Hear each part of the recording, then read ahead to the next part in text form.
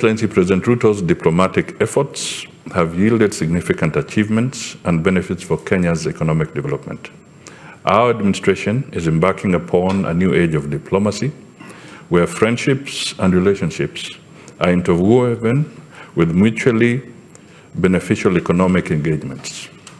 The King's visit to Kenya in October crowned a deluge of no less than 25 visiting world heads of state and governments in less than a year, not to mention those who attended the inaugural Africa Climate Summit in September.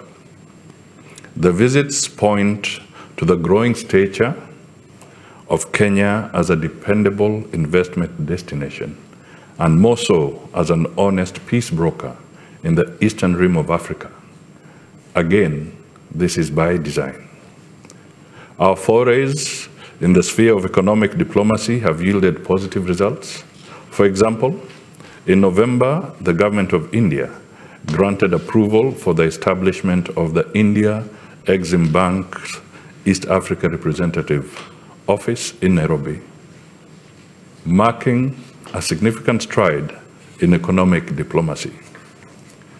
This decision comes on the heels of India Exim Bank's substantial financing package for Kenya in diverse sectors, including energy, textile, apparel, agriculture, and support for small and medium-scale enterprises. This move not only reflects confidence in Kenya as a premier investment destination, but also underscores Nairobi's pivotal role as a regional financial hub.